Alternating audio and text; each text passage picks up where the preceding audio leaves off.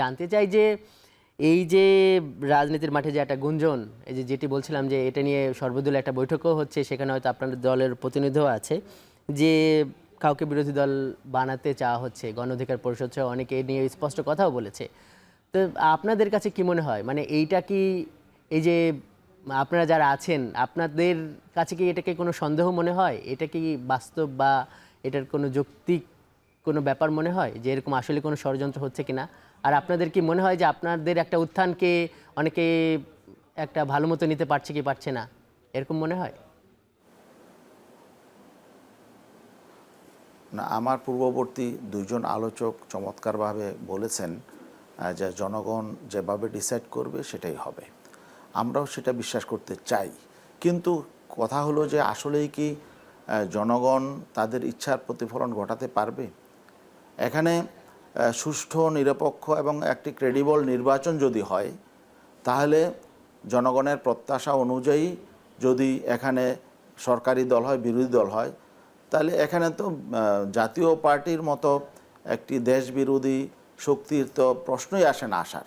কারণ জাতীয় পার্টি তো কোনো রাজনৈতিক দল না, রাজনৈতিক শক্তি না, এটা হলো একটা বিদেশিদের একটা এজেন্ট।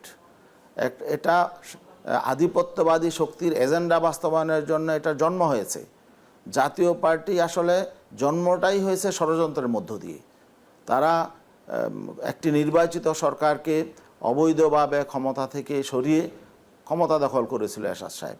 এবং জাতীয় পার্টির বিগত দিনে দেখা গেল যে তারা কোনো গঠনমূলক রাজনীতি করে নাই, জনস্বার্থে কোনো রাজনীতি করে নাই। তারা সবসময় ষড়যন্ত্রের রাজনীতি করেছে এবং তারা সবসময় একটি দেশের এজেন্ডা বাস্তবায়নের জন্য রাজনীতি করেছে। এবং যেই দলের প্রধান, সে ভারতের অনুমতি ছাড়া সে কোনো কথা বলতে পারবেন না, এই জাতীয় প্রকাশ্যে এই জাতীয় ঘোষণা দেন, এই দল বাংলাদেশে কী করে? কারণ এটা তো আমাদের স্বাধীনতা, সার্বভৌমত্বের জন্য হুমকি।